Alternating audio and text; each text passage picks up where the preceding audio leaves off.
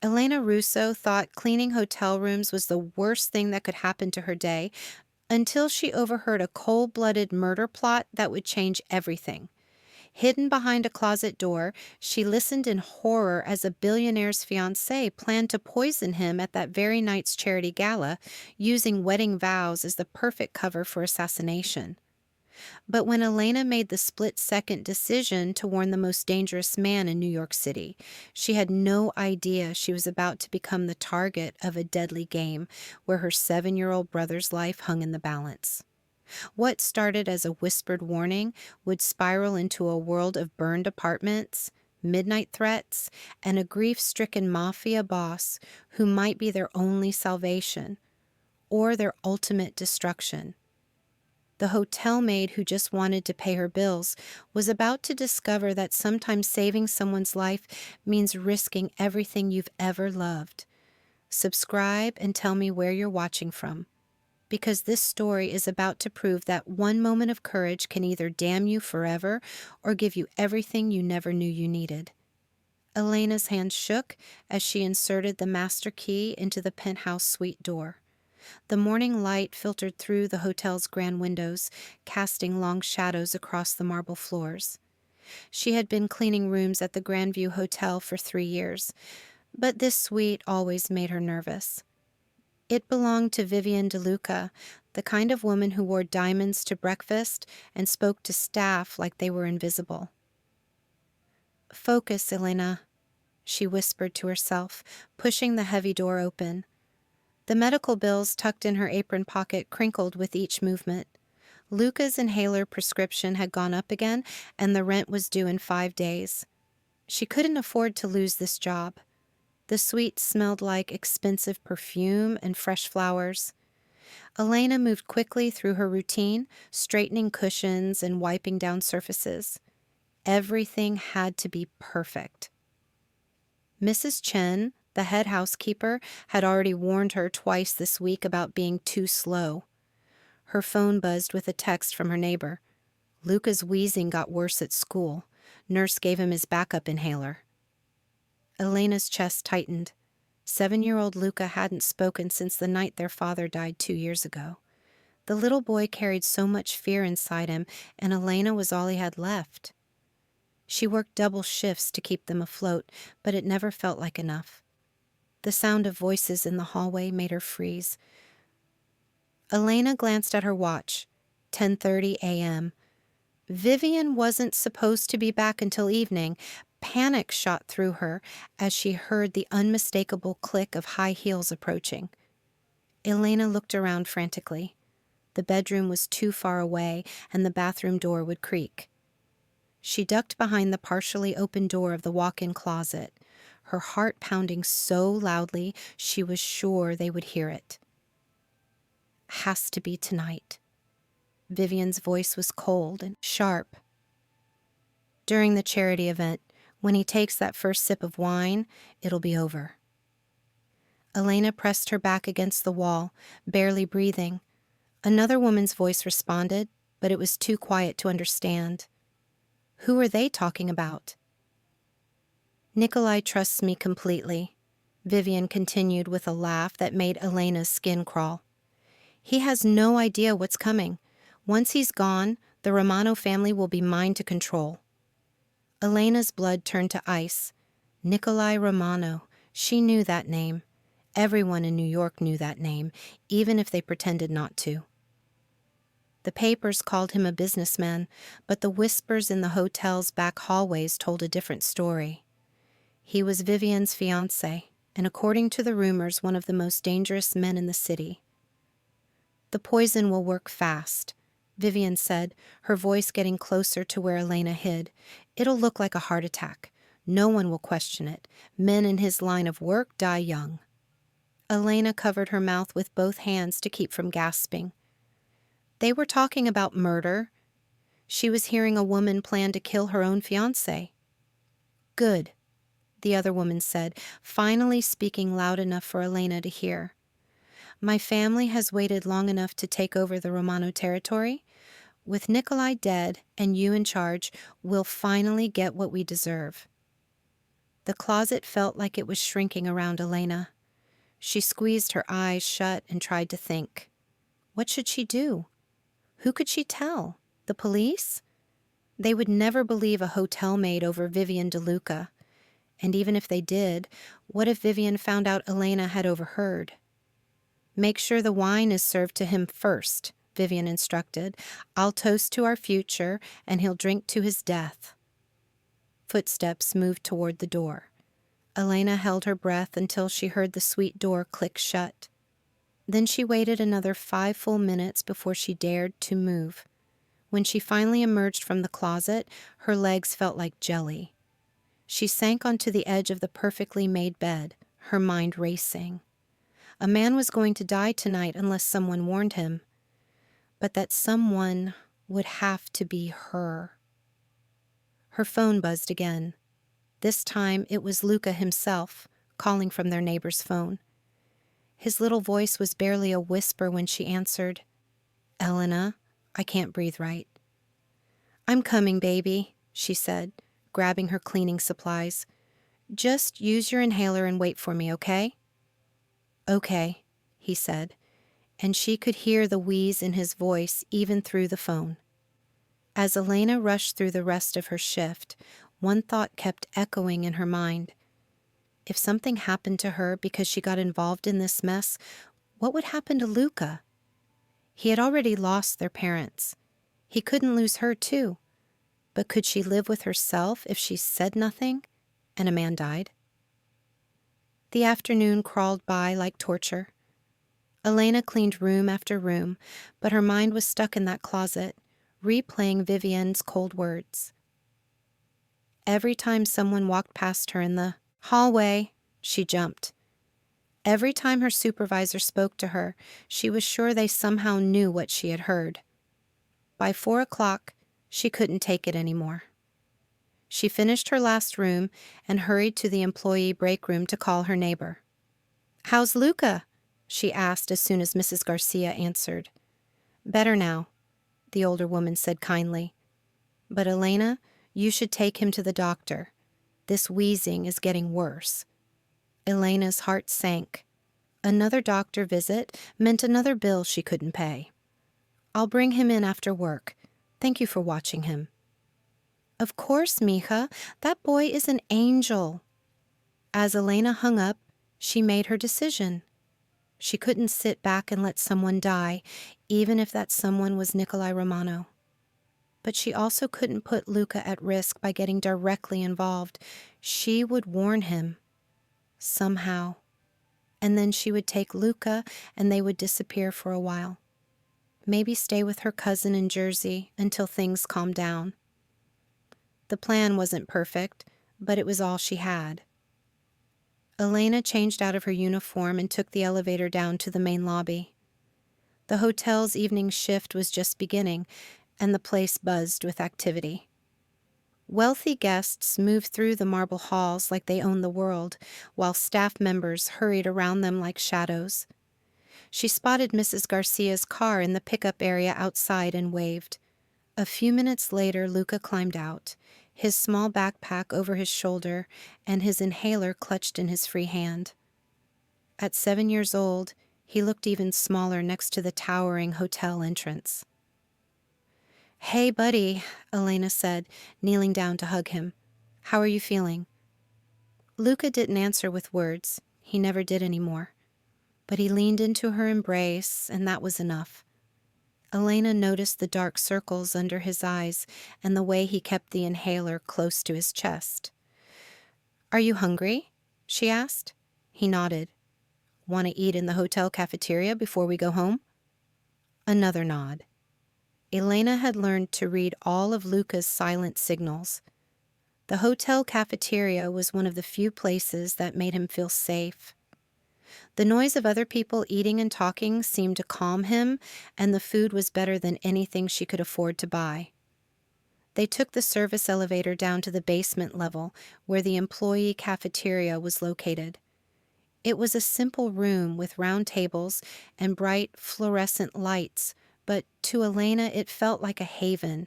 Here she was just another worker taking care of her little brother. Luca picked at his chicken nuggets while Elena forced herself to eat a salad she wasn't hungry for. Her eyes kept drifting to the clock on the wall. The charity event would start at 7. If she was going to warn Nicolai Romano, she had to do it soon. "Luca," she said softly, getting his attention, "I need to do something before we go home. Something important. You'll stay right next to me, okay?" He nodded, his dark eyes serious. Sometimes Elena felt like he understood far more than any 7-year-old should have to. They finished eating and took the elevator back up to the main lobby. Elena's hands were sweating as she scanned the crowd, looking for any sign of Nicolai Romano. She had never seen him in person, only in newspaper photos, but she imagined he would be easy to spot. Men like him always were. "There," Luca whispered, tugging on her sleeve. Elena followed his gaze and felt her breath catch. Across the lobby, near the private elevator that led to the penthouse floors, stood a group of men in dark suits. They moved with the kind of quiet confidence that came from knowing everyone else in the room was afraid of them. In the center of the group was a man who could only be Nicolai Romano. He was tall and broad-shouldered, with dark hair and sharp features that belonged in a magazine. But it was his eyes that made Elena's stomach flutter with fear. They were cold and watchful, scanning the lobby like a predator looking for threats. "Stay close," she whispered to Luca, taking his hand. They moved through the crowd slowly, Elena's heart pounding with each step. What was she going to say? How do you walk up to a man like that and tell him someone wants him dead? 20 feet away, 15, 10. Nikolai's head turned slightly, as if he sensed someone approaching. His eyes found Elena's across the crowded lobby, and she felt like a deer caught in headlights. For a moment, neither of them moved. Then the elevator doors opened, and Nikolai stepped toward them. Elena knew it was now or never. "Excuse me," she called out, her voice barely audible over the lobby noise. One of the men in suits stepped between her and Nikolai, his hand moving inside his jacket. "Ma'am, please step back." "I need to speak to him," Elena said, her voice stronger now. "It's important." Nikolai held up a hand, stopping his bodyguard. His eyes studied Elena's face, then shifted to Luca, who was hiding behind her legs. "You have 30 seconds," Nikolai said. His voice was deep and calm, but Elena could hear the warning in it. Elena took a shaky breath and stepped forward. The words came out in a rush. "Your fiancé set a trap. Leave now." The lobby around them seemed to go silent. Nikolai's expression didn't change, but Elena saw something shift in his eyes. Behind him, the other men tensed like coiled springs. "What did you say?" Nikolai asked quietly. Elena's courage almost failed her then. This close, she could see just how dangerous this man really was. Every instinct told her to grab Luca and run, but the memory of Vivian's cold voice kept her standing there. "The wine tonight," she whispered, "at the charity event. Don't drink it." Nikolai stepped closer, and Elena had to fight the urge to step back. "Who are you?" "Nobody," Elena said honestly. "I clean rooms here. I heard something I shouldn't have heard." One of the other men, a tall man with silver at his temples, leaned in to whisper something in Nikolai's ear. Nikolai nodded slightly, never taking his eyes off Elena. "What's your name?" he asked. "Elena," she said, then immediately wished she hadn't. Now he knew who she was. Now she couldn't disappear. "And this is your son?" "My brother," Elena corrected. "Luca." Nikolai's gaze softened slightly when he looked at Luca. "Why are you telling me this, Elena?" The question caught her off guard. She had expected him to dismiss her, or to get angry, or to have his men drag her away. She hadn't expected him to ask why she cared. "Because," she said simply, "nobody deserves to die like that." For a long moment, Nicolai just stared at her. Elena felt like he was looking right through her, seeing things she didn't even know about herself. Finally, he turned to the man with silver hair. "Marco, take Miss Elena and her brother to the security office. I want to hear everything she has to say." "Wait," Elena said, panic rising in her chest. "I told you what I heard. That's all I know. I just want to take my brother home."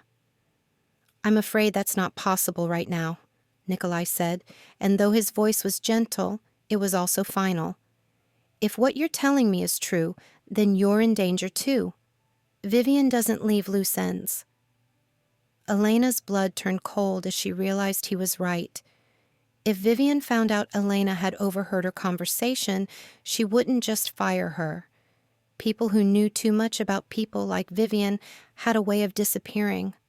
"But I won't say anything," Elena pleaded. "I swear, I'll forget I ever heard anything." Nicolai's smile was sad and tired. "I wish it worked that way," he said, "but now that you've warned me, you're part of this whether you want to be or not." The man called Marco stepped forward, his expression surprisingly kind. "Come on," he said to Elena. "Let's get you and the little guy somewhere safe while we figure this out." As they walked toward the security office, Luca's small hand squeezed Elena's tightly. She looked down at his worried face and realized that in trying to save a stranger's life, she might have destroyed their own. But when she looked back at Nicolai Romano, still standing by the elevator with that thoughtful expression on his face, she found that she didn't regret her choice. Some things were more important than safety. Some things were worth the risk, even if she was terrified of what came next. The security office felt like a cage. Elena sat in a plastic chair with Luca pressed against her side, watching Marco pace back and forth while speaking quietly into his phone. The room was small and windowless, with gray walls and the smell of stale coffee hanging in the air. "I want to go home," Luca whispered, so softly that only Elena could hear him.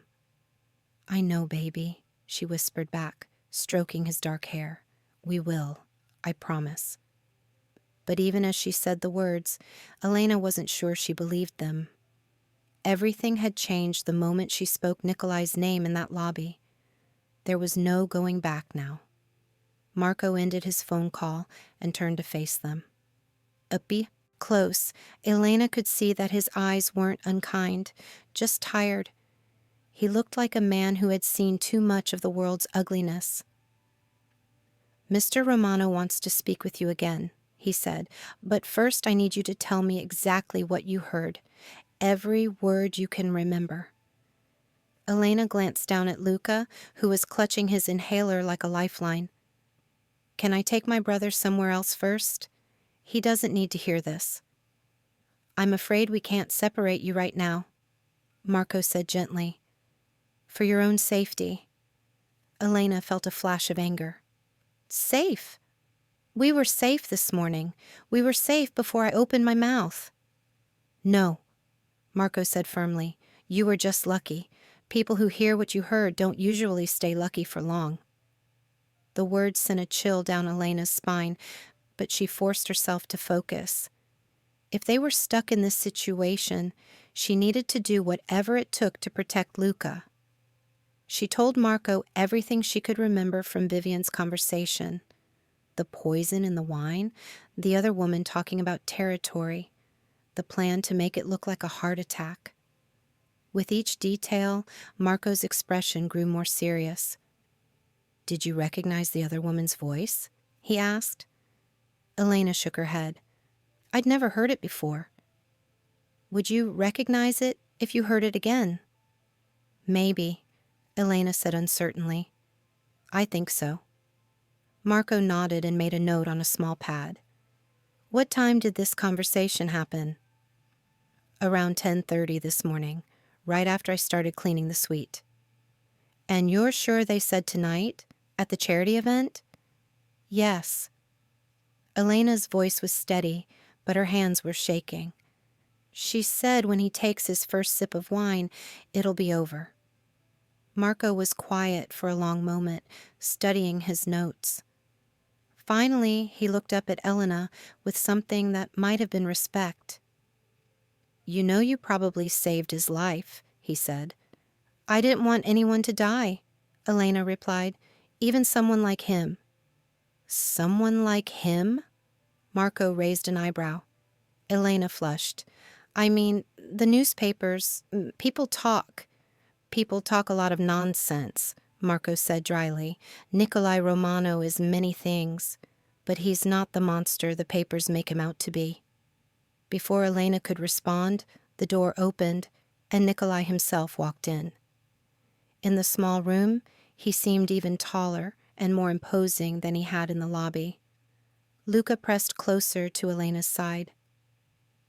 "Has she told you everything?" Nicolai asked Marco. "Everything she knows," Marco confirmed, "and I believe her." Nicolai nodded, then pulled up a chair across from Elena. When he sat down, he was at eye level with her, which somehow made him seem less threatening. "Elena," he said quietly, "I need you to understand something. The people who want me dead won't hesitate to kill you too if they think you know too much. And now they know you do." "How would they know?" Elena asked. "I haven't told anyone but you." "Because Vivian isn't stupid," Nicolai said. "She'll put together that someone warned me. And you were the only person with access to her suite this morning." Elena's stomach dropped. She hadn't thought of that. "What does that mean for us?" "It means you can't go home tonight," Nicolai said simply. "Maybe not for a while." "No?" Elena stood up so quickly that her chair scraped against the floor. "Absolutely not. I have a job. Luca has school. We have a life." "You have a life if you're alive to live it," Nicolai said, his voice still calm. "Right now, that's not guaranteed." Elena looked down at Luca, who was staring up at her with wide, frightened eyes. The weight of what she had done was starting to hit her. By trying to save one person, she had put the only person who mattered to her in danger. "Where would we go?" she asked quietly. "My penthouse for tonight," Nicolai said. "Tomorrow we'll figure out something more permanent." "Your penthouse?" Elena shook her head. "I can't. Luca and we don't belong in your world." "You're in my world now whether you belong there or not," Nicolai said. There was no anger in his voice, just a tired acceptance. "The only question is whether you're in it as my guests or as victims." The words hit Elena like a slap. She sank back into her chair, pulling Luca onto her lap. He was so small and warm against her, and all she wanted was to take him somewhere safe. "If we go with you," she said slowly, "what happens to our apartment? Our things?" "We'll have someone pack what you need and bring it to you," Marco said. "Your landlord will be told you had a family emergency and had to leave town." "What about my job?" "Mrs. Chen will be told the same thing," Nicolai said. "You had to take care of a sick relative." Elena felt tears prick at her eyes. 3 years she had worked to build a stable life for her and Luca. 3 years of double shifts and careful budgeting and making sure they stayed invisible to people who might hurt them. And now it was all gone because she couldn't keep her mouth shut. "Hey," Nicolai said softly, and Elena looked up to find him watching her with an expression she didn't expect. It was gentle, almost kind. "I know this isn't fair. I know you didn't ask for any of this. But I give you my word that I'll keep you and your brother safe." "Why should I trust you?" Elena asked. "Because," Nicolai said simply, "you don't have a choice." The truth of it settled over Elena like a heavy blanket. He was right. She had made her choice that morning when she decided to speak up. Everything that came after was just consequences. "Okay," she said quietly, "but I want your promise that nothing will happen to Luca. Whatever this costs, whatever you have to do, he stays safe." "You have my word," Nicolai said, and something in his voice made Elena believe him. Marco's phone buzzed, and he stepped away to answer it. Elena could hear him speaking in low, urgent tones, but she couldn't make out the words. When he hung up, his expression was grim. "What is it?" Nicolai asked. Two men were seen asking. "Questions about Elena in the employee break room," Marco said. "They're not hotel security." Elena's blood turned to ice. "Already?" "Vivian works fast," Nicolai said, standing up. "We need to leave. Now." Elena's mind raced as she tried to process what was happening. Luca seemed to sense her panic because he wrapped his thin arms around her neck and held on tight. "It's going to be okay," she whispered to him, even though she wasn't sure she believed it herself. They left the security office through a service corridor Elena had never seen before. Marco led the way, speaking quietly into a radio. Two other men in dark suits flanked them as they walked, their eyes constantly scanning for threats. Elena had never felt so exposed in her life. Every footstep echoed in the empty hallway, and every shadow seemed to hide danger. Luca was completely silent in her arms, but she could feel his little body trembling. They took a freight elevator to the parking garage, where a black SUV was waiting with its engine running. Marco opened the back door and gestured for Elena to get in. "Where are we going?" she asked. "Somewhere safe," Nicolai said, sliding in beside her. "Trust me." As the SUV pulled out of the garage, Elena caught a glimpse of two men in the lobby through the tinted windows. They were scanning the crowd with the focused intensity of hunters, and Elena was grateful she was no longer their prey. The ride to Nicolai's building passed in tense silence. Elena held Luca close and watched the city lights blur past the window. Everything looked the same as it had that morning, but somehow the world felt completely different. When they arrived at Nicolai's building, Elena was surprised by how normal it looked from the outside. She had expected something intimidating and fortress-like, but instead it was an elegant apartment building that could have housed any wealthy New Yorker. The elevator ride to the penthouse felt endless. Elena's ears popped as they climbed, and Luca buried his face against her shoulder. When the doors finally opened, Elena stepped into a world she had only seen in movies. The penthouse was beautiful in a way that made her breath catch. Floor-to-ceiling windows offered a breathtaking view of the city, and everything from the furniture to the artwork looked like it cost more than Elena made in a year. But what caught her attention most was a framed photograph on a side table near the entrance. It showed Nicolai with a woman and a little girl, all of them smiling at the camera. The woman was beautiful, with kind eyes and long dark hair. The little girl looked to be about Luca's age, with Nicolai's dark eyes and her mother's smile. Elena stared at the photo, suddenly understanding something about the sadness she had glimpsed in Nicolai's eyes earlier. "They're not here anymore," Nicolai said quietly from behind her. Elena turned to find him watching her, his expression unreadable. "I'm sorry," she said softly. Nicolai nodded, then gestured toward the hallway. "Marco will show you to your rooms. You should both get some rest." As Elena followed Marco down the hallway with Luca still in her arms, she couldn't stop thinking about that photograph. Nicolai Romano might be dangerous, but he was also a man who had lost everything. And for reasons she didn't fully understand, that made her feel a little less afraid of him. The guest room Marco showed them to was bigger than Elena's entire apartment. It had its own bathroom and a sitting area with a view of Central Park. But what made Luca's eyes light up was the bed. It was enormous, with soft pillows and blankets that looked like clouds. "There's a connecting room if you'd prefer separate beds," Marco said. Elena shook her head. "He'll want to stay with me tonight." Marco nodded, understanding. If you need anything, just pick up the phone and dial 0. Someone will always answer." After he left, Elena helped Luca change into the pajamas Marco had somehow managed to acquire for them. They were the right size, and Elena didn't want to think about how Nicolai's people had figured that out so quickly. As Luca settled under the covers, Elena sat on the edge of the bed and tried to process everything that had happened. That morning, she had been a hotel maid worried about medical bills and rent.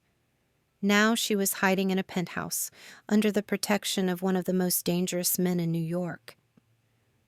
"Elena?" Luca's voice was barely a whisper. "Yes, baby?"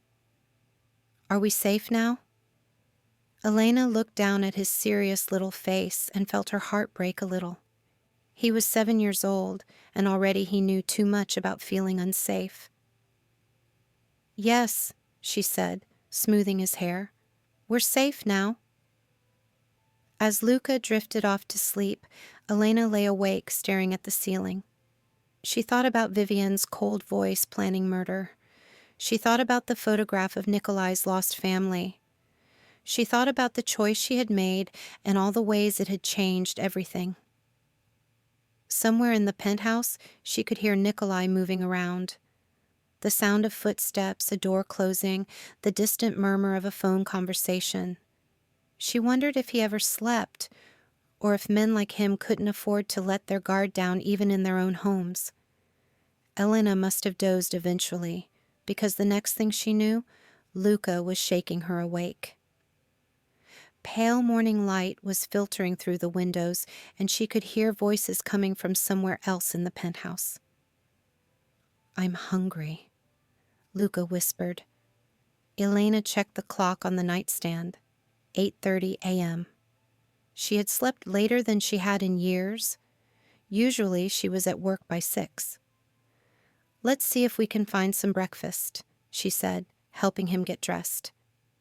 They ventured out of their room cautiously, following the smell of coffee and the sound of voices.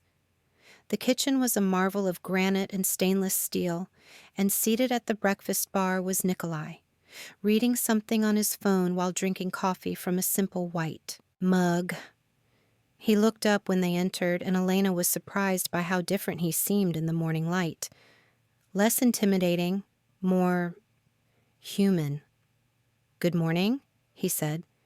"Did you sleep well?" Elena nodded, though it wasn't entirely true. "Thank you for letting us stay." "You don't need to thank me," Nicolai said. "Are you hungry? Maria made pancakes."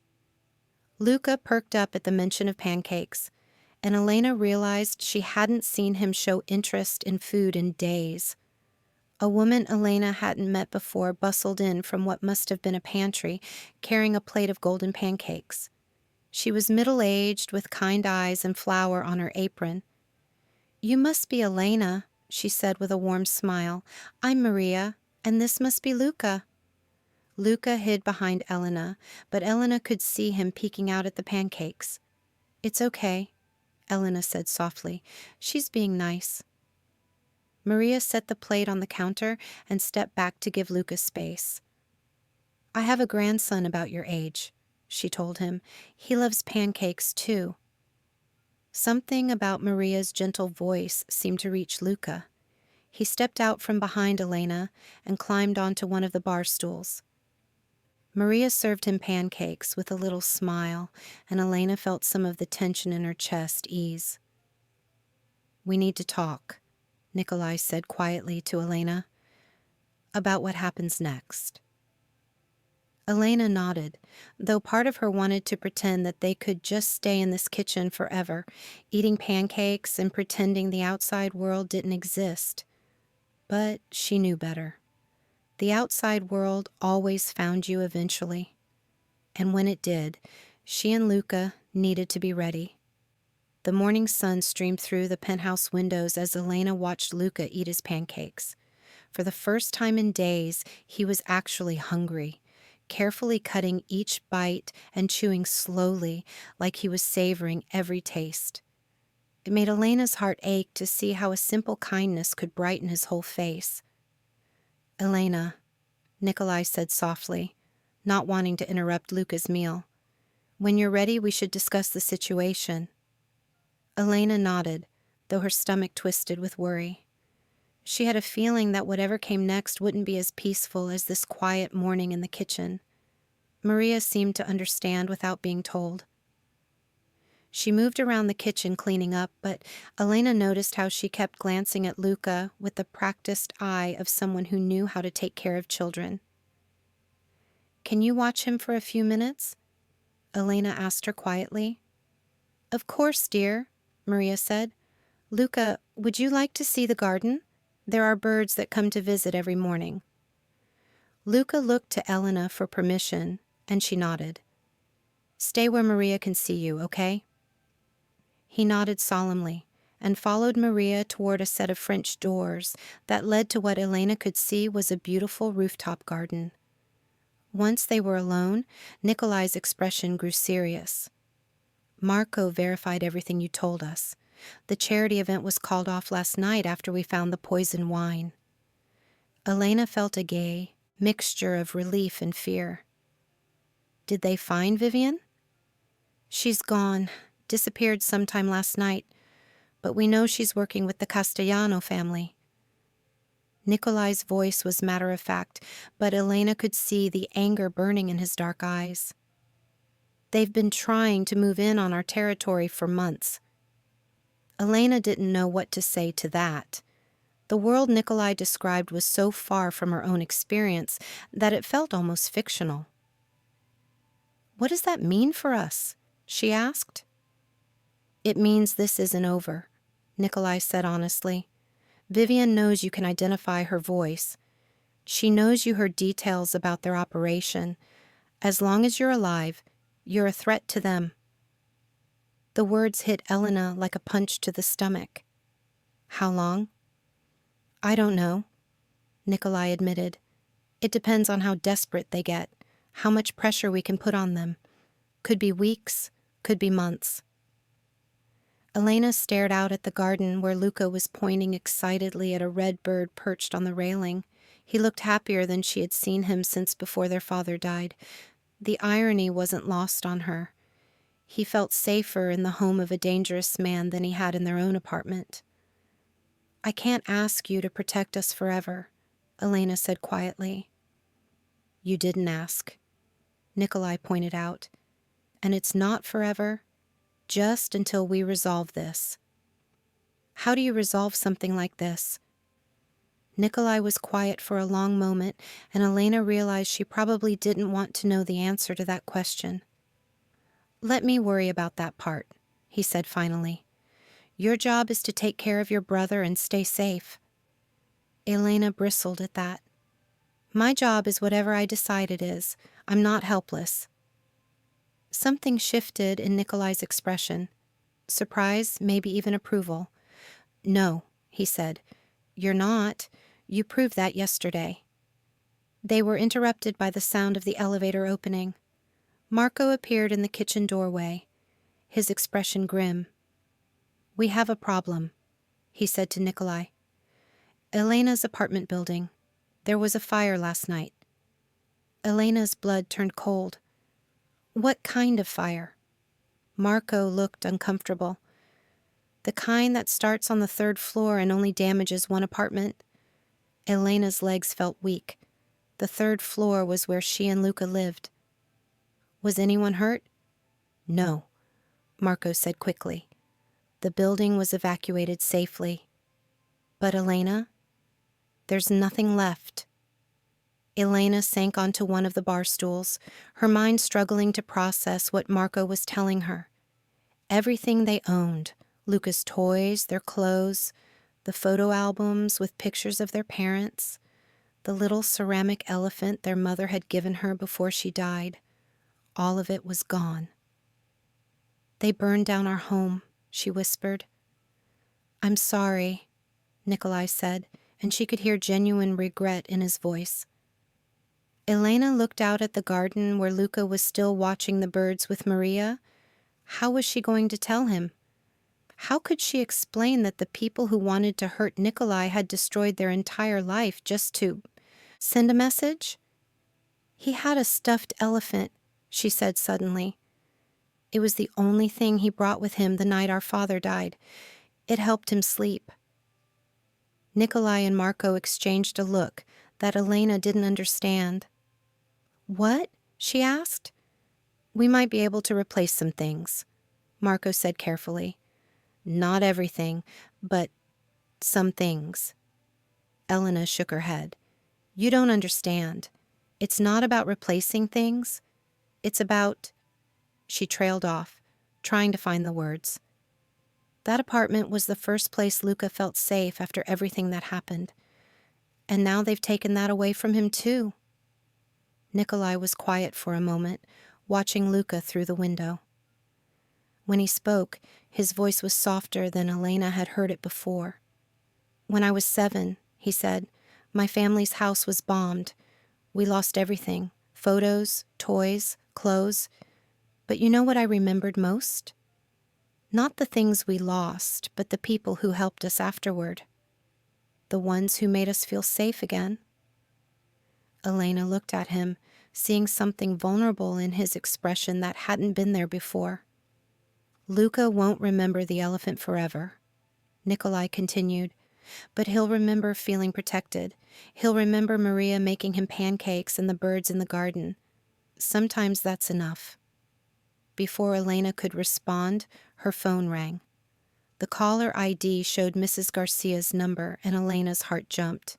Hello? She answered. Elena, thank God. Mrs. Garcia's voice was shaky. I heard about the fire. Are you and Luca safe? We're safe, Elena said quickly. We weren't home when it happened. Where are you staying? You can come here if you need to. Elena glanced at Nicolai, who was listening without trying to hide it. We're with friends, for now. Good. Elena, there's something else. 2 men came by this morning asking about you and Luca. They said they were from the insurance company, but... Mrs. Garcia's voice dropped to a whisper. They didn't feel like insurance people. Elena's grip tightened on the phone. What did you tell them? Nothing. I said I hadn't seen you since yesterday afternoon, but Elena, be careful. There was something wrong about those men. I will. Thank you for warning me. After Elena hung up, Nicolai looked at her with something that might have been sympathy. It's starting to feel real now, isn't it? He said. Elena nodded, not trusting herself to speak. This morning she had woken up in a beautiful penthouse, thinking maybe they could figure out a way through this. Now she realized how naive that had been. These people had burned down their home. They were hunting her and Luca like animals. I need some air, she said, standing up abruptly. Nicolai stood too. You can't leave the building. I'm not leaving. I just need space. Elena walked out to the garden where Luca was still entranced by the birds. Maria had set up a small telescope, and he was taking turns looking through it and drawing pictures in a notebook she had given him. Look, Elena, he said excitedly when he saw her. I can see people walking on the street, but they look tiny. Elena managed to smile and sat down on a bench near the railing. The city spread out below them, busy and normal, and completely unaware that her life had just been torn apart. Elena? Luca's voice was smaller now, more worried. Are you sad? A little, she admitted. Luca set down the telescope and climbed onto the bench beside her. He didn't say anything, just leaned against her side the way he always did when he sensed she was upset. I love you, you know, Elena said softly. No matter what happens, that's never going to change. Luca nodded against her shoulder. I know. They sat in comfortable silence for a while, watching the birds and the city and the clouds moving across the sky. Elena tried not to think about the apartment that was now a pile of ash, or the men who were looking for them, or the uncertain future stretching ahead. Instead, she focused on the warmth of Luca's small body beside her and the sound of his quiet breathing. Whatever came next, they would face it together. Elena? Nicolai's voice came from behind them. She turned to find him standing in the doorway, holding a cup of coffee. May I join you? Elena nodded, and he sat down on another bench nearby. For a few minutes, none of them spoke. There was something peaceful about the silence, despite everything that was happening below. The garden was my daughter's idea, Nicolai said eventually. She wanted somewhere for birds to visit. Elena looked around with new eyes, noticing the carefully placed bird feeders and the small fountain that would attract wildlife. How old was she? Elena asked gently. 8, Nicolai said. Her name was Sophia. Luca looked up at the mention of a child's name. Where is she now? Elena started to intervene, but Nicolai held up a hand. She's in heaven, he said simply, with her mama. Luca considered this seriously. My mama and papa are in heaven too. I know, Nicolai said. Elena told me. Do you think they can see us? Luca asked. Nicolai was quiet for a long moment. When he answered, his voice was careful and honest. I hope so.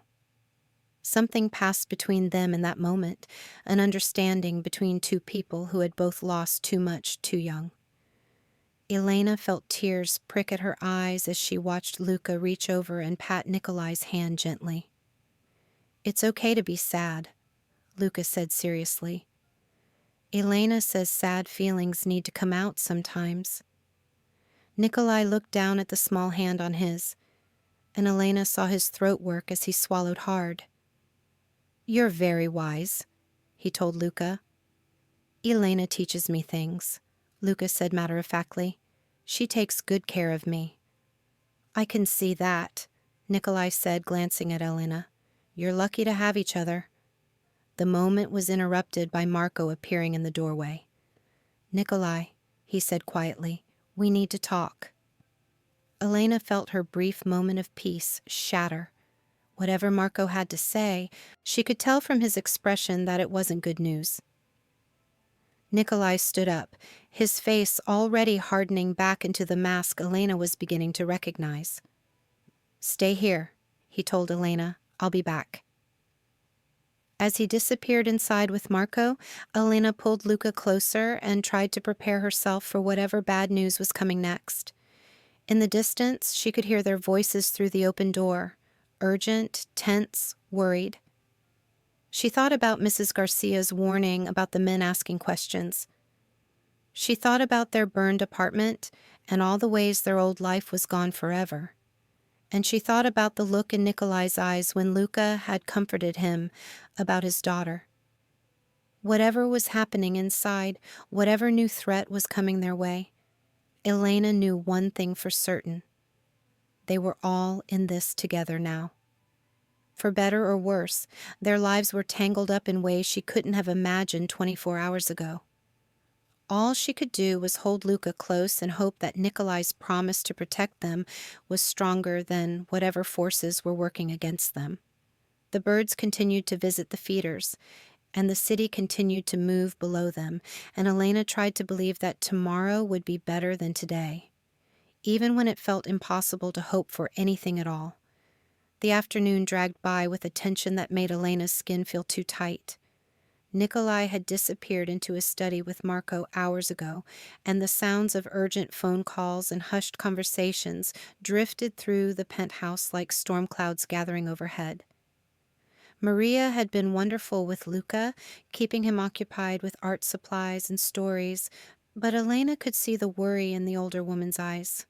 Everyone in this house understood that something bad was coming, even if no one was saying it out loud. Elena tried to focus on the normalcy of helping Luca with a puzzle, but her mind kept wandering to worst-case scenarios. What if they had to run again? What if Nicolai decided protecting them was too dangerous? What if the people hunting them were already on their way? Elena? Luca's soft voice pulled her back to the present. You're squeezing my hand too tight. Elena looked down to realize she had been gripping his small fingers without noticing. Sorry, baby. Are you scared? He asked. Elena wanted to lie, to tell him everything was fine the way she always did. But something about the earnest way he was looking at her made her decide on honesty instead. A little, she admitted, but being scared doesn't mean we're not safe. Sometimes scared just means we're being careful. Luca nodded solemnly. Like when we hear loud noises at night? Exactly like that. They had lived in a rough neighborhood before this, where sirens and shouting were common background noise. Elena had taught Luca to be alert without being terrified, to understand the difference between caution and panic. The study door opened, and Nicolai emerged looking like a man who had aged years in the past few hours. His usually perfect appearance was rumpled, his tie loosened, and his dark hair disheveled from running his hands through it. "Elena," he said quietly, "can I speak with you?" Elena's stomach dropped, but she nodded. "Luca, stay with Maria, okay?" "I'll show him how to make my special hot chocolate," Maria said quickly, understanding the need to keep the boy distracted. Elena followed Nicolai to the far end of the living room, near the windows that overlooked Central Park. The view was beautiful, but Elena couldn't focus on it.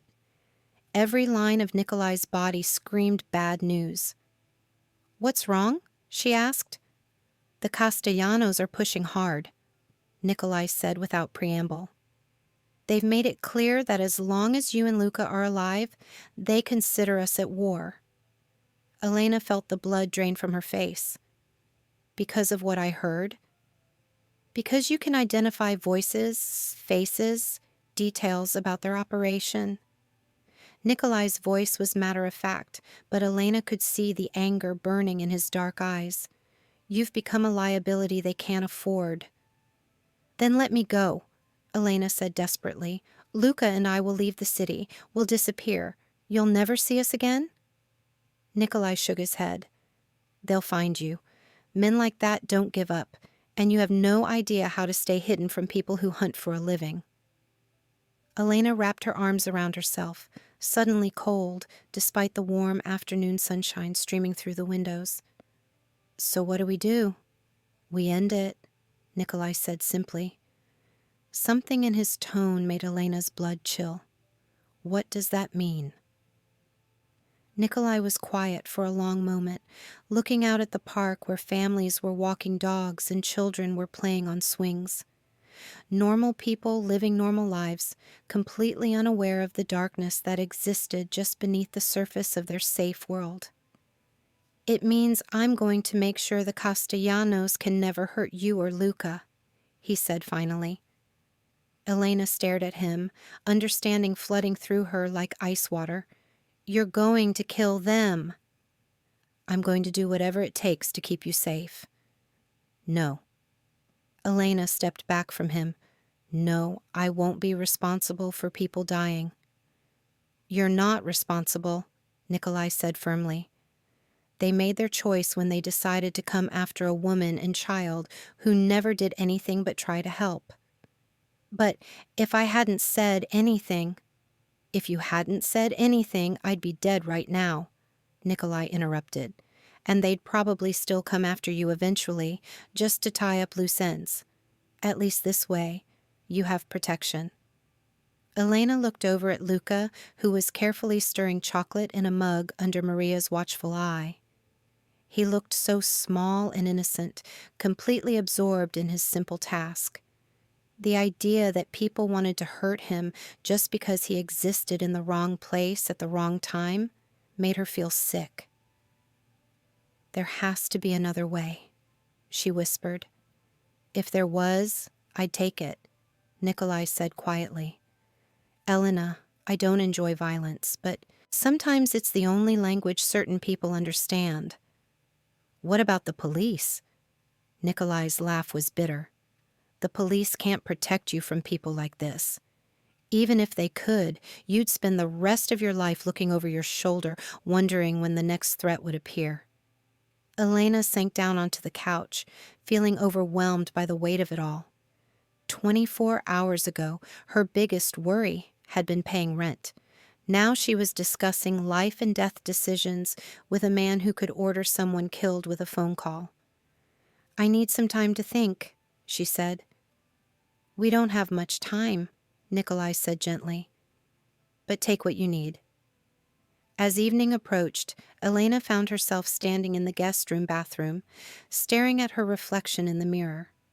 The woman looking back at her seemed like a stranger. Her eyes were too wide, her face too pale, her expression too haunted for someone who had just turned 29. She thought about her parents who had worked double shifts their entire lives to build something stable for their children.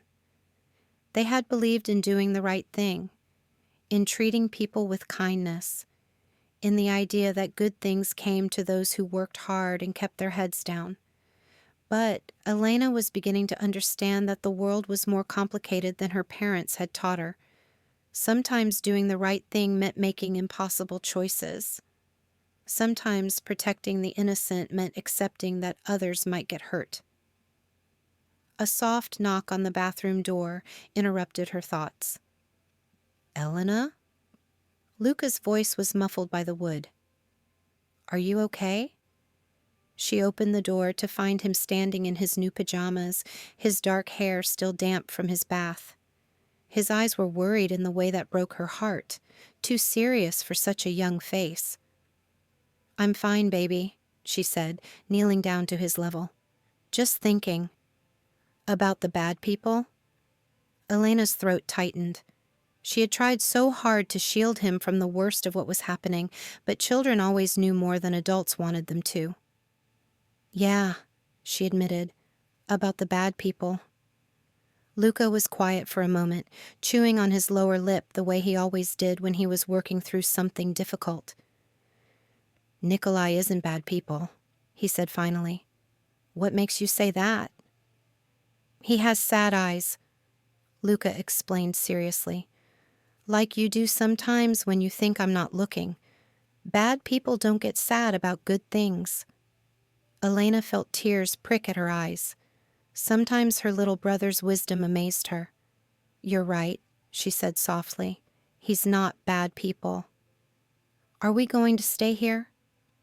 Elena looked into Luca's trusting face and realized she had already made her decision. Maybe it was the wrong choice.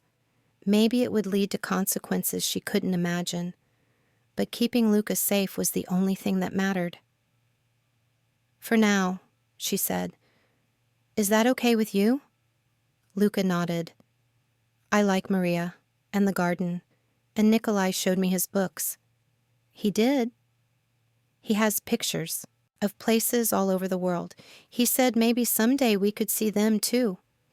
Elena's heart clenched, the casual way Nicolai had included them in his someday plans, as if their future was already intertwined with his. She didn't know how to feel about that. After putting Luca to bed, Elena wandered back out to the living room. She found Nicolai standing by the windows again, a glass of something amber in his hand. He had changed into jeans and a simple black t-shirt, and without the expensive suits, he looked younger, more human. "He's asleep," she said quietly. Nicolai nodded without turning around. "He's a good kid." "He is." Elena moved to stand beside him, looking out at the city lights below. "He likes you. I like him too." Nicolai's voice was soft. "He reminds me of Sophia?" "Yeah." Nicolai took a sip of his drink. She would have liked him too. They stood in comfortable silence for a few minutes, watching the traffic move far below like streams of light in the darkness. "I've made my decision," Elena said finally. Nicolai turned to look at her, his expression carefully neutral. "And?" "Do what you have to do." The words felt strange in her mouth, but she forced herself to continue. "But I have conditions." Nicolai raised an eyebrow. "You're in no position to make conditions."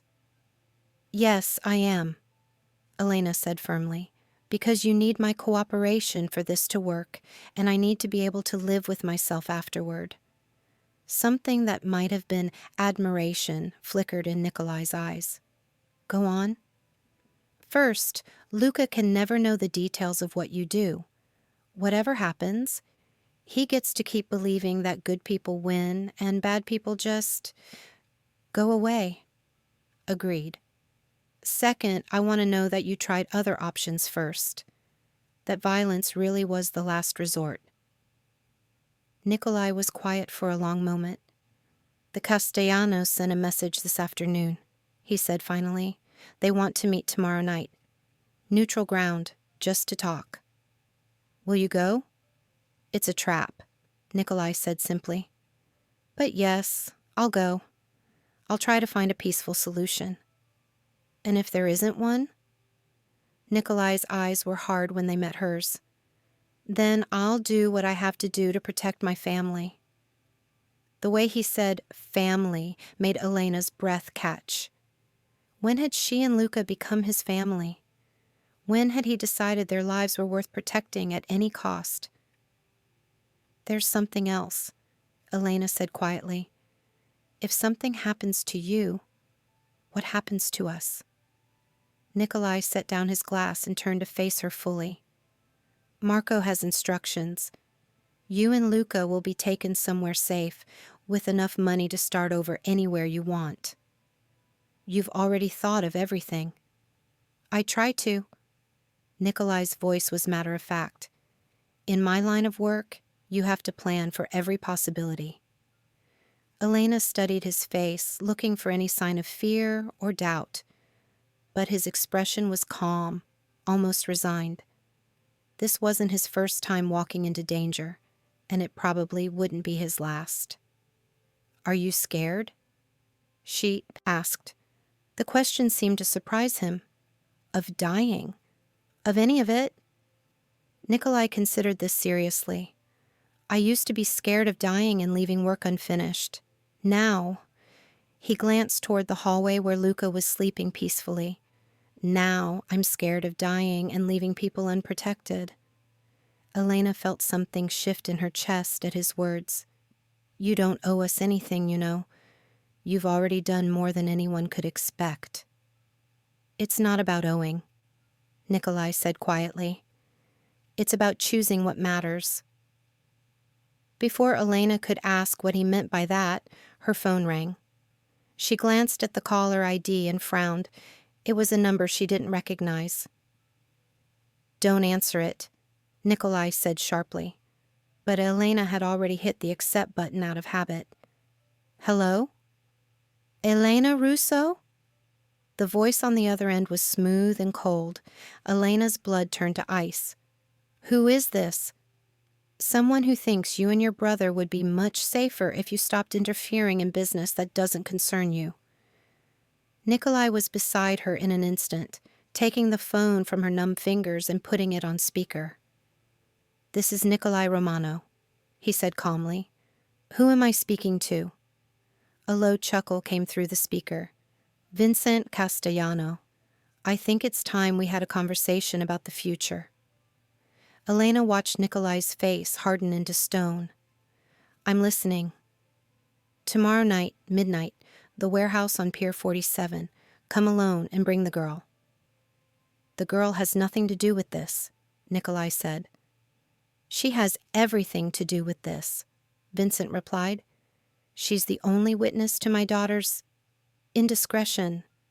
Until that problem is resolved, we have nothing to discuss. The line went dead, leaving them in tense silence.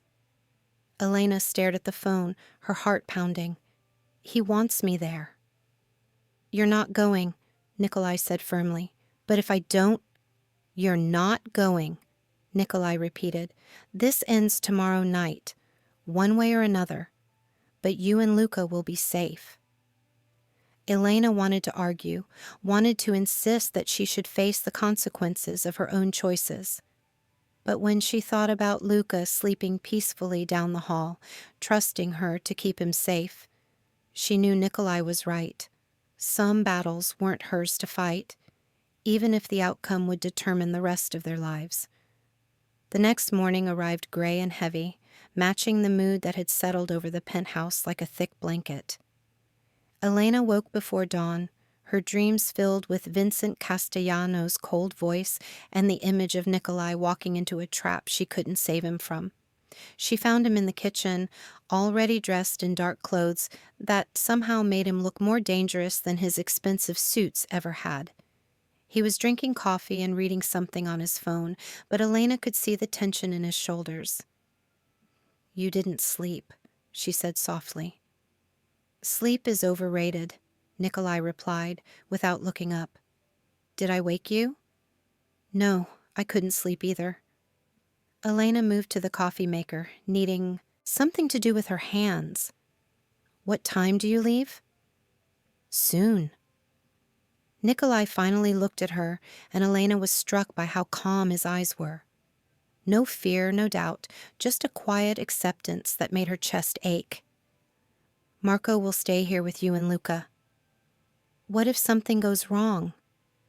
"Then Marco has his instructions." Elena gripped her coffee mug tighter. "That's not what I meant."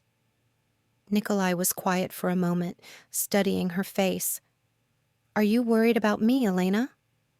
The question caught her off guard. Was she worried about him? 2 days ago, she would have said it was impossible to care about someone like Nicolai Romano. But now, watching him prepare to risk his life to protect her and Luca, she realized her feelings had become more complicated than she wanted to admit. "Yes," she said honestly. "I'm worried about you." Something shifted in Nicolai's expression. Surprise, maybe even warmth. "I've been doing this for a long time. I know how to handle men like Vincent Castellano." "But you've never had to handle them while protecting a witness who can't protect herself." Nicolai set down his coffee and moved closer to her. "Elena, look at me." She lifted her eyes to meet his and found herself caught by the intensity in his dark gaze. "I give you my word," he said quietly. "I will come back.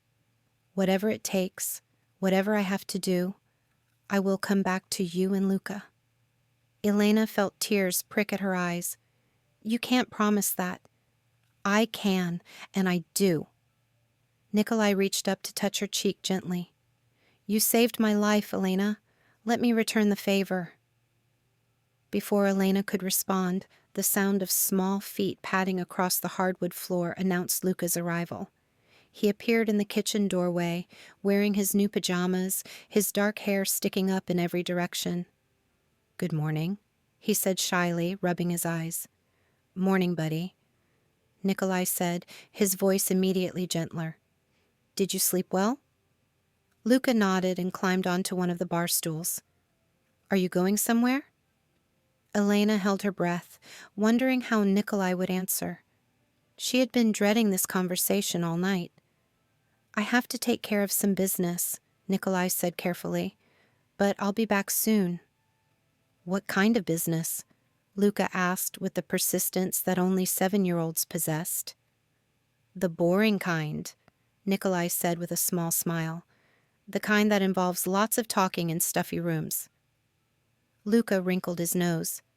"That does sound boring." "Very boring," Nicolai agreed. "But sometimes grown-ups have to do boring things so that the people they care about can stay safe." Elena watched this exchange with a growing ache in her chest. When had Nicolai become so good at talking to children? When had he started looking at Luca like he was precious cargo that needed protecting? Maria appeared with breakfast, efficiently setting plates in front of them while pretending not to notice the tension in the room. Elena wondered how many mornings like this the older woman had witnessed, how many times she had watched Nicolai prepare for dangerous situations while trying to maintain normalcy for the people who cared about him. "Nicolai," Luca said suddenly, "will you read me a story when you get back?" "Of course," Nicolai said without hesitation. "Promise?" Nicolai glanced at Elena, and she saw him make a decision. "I promise." After breakfast, Elena walked Nicolai to the elevator. Marco was waiting there with two other men Elena didn't recognize, all of them wearing the same expression of grim determination. "Take care of them," Nicolai said to Marco. "Always do," Marco replied. Nicolai turned to Elena, and for a moment they just looked at each other. There were so many things Elena wanted to say. "Be careful, come back safe, thank you for everything, don't leave us." But the words stuck in her throat. "If something happens," she said finally, "tell Luca that you tried. That's all I ask." "Nothing's going to happen," Nicolai said firmly. "But if it did, he'd already know. That kid is smart enough to understand that some people fight for what matters." The elevator doors opened, and Nicolai stepped inside. Just before they closed, he looked at Elena one more time. "I'll be home soon," he said. And then he was gone. The day passed like torture. Elena tried to keep busy, playing games with Luca, helping Maria with lunch, reading in the garden. But her mind kept drifting to wherever Nicolai was and whatever he was facing. Luca seemed to sense her anxiety. He stayed closer than usual, often reaching out to hold her hand or lean against her side. His presence was comforting, but it also reminded Elena of everything they had to lose. "Elena," Luca said during their afternoon snack, "are you sad because Nicolai left?" Elena looked down at his serious little face, surprised by the question. "Why would you think that?" "Because you look the same way you did when Papa went to the hospital and didn't come back."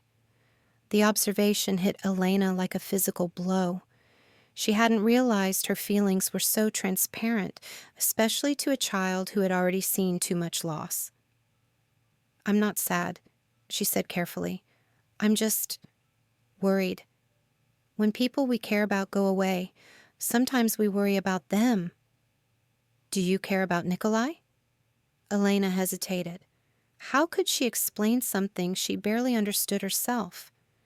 2 days ago, Nicolai had been a stranger, a dangerous man from a world she wanted nothing to do with. But somewhere between his gentleness with Luca and his determination to protect them, he had become something more. "Yes," she said finally, "I do care about him." "Good," Luca said matter-of-factly. "I think he cares about us too." "What makes you think that?" "Because he looks at us the way Papa used to look at us. Like we're important." Elena felt tears threaten again.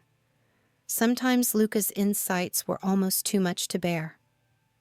As evening approached, Elena found herself pacing the living room like a caged animal. Every sound made her jump. The elevator, footsteps in the hallway, phones ringing. But none of them brought news about Nicolai. Marco tried to reassure her, but she could see the worry in his eyes too. Whatever was happening at that warehouse, it was taking too long. "He'll call when he can," Marco said for the third time. "What if he can't call?" Elena asked.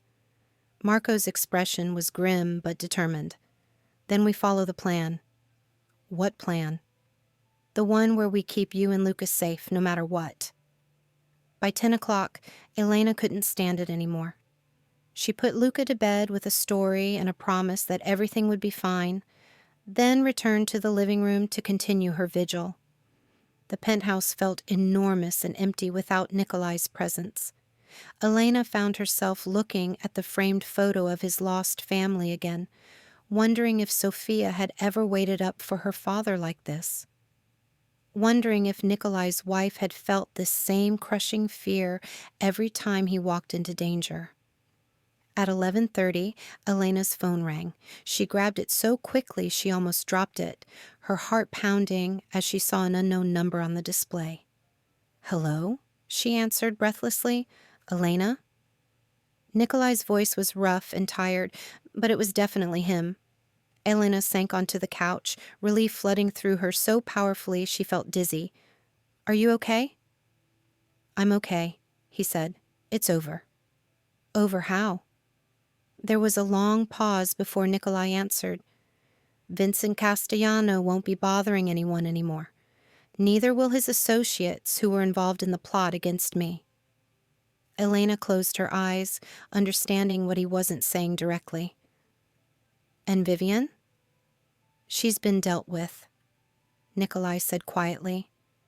The threat is gone, Elena. You and Luca are safe now. Elena should have felt relief at those words. Instead, she felt something more complicated. Gratitude mixed with guilt, safety purchased with violence she couldn't quite reconcile herself to. When will you be home? She asked. Soon. There are some things I need to take care of first, but I'll be home before morning. Nicolai?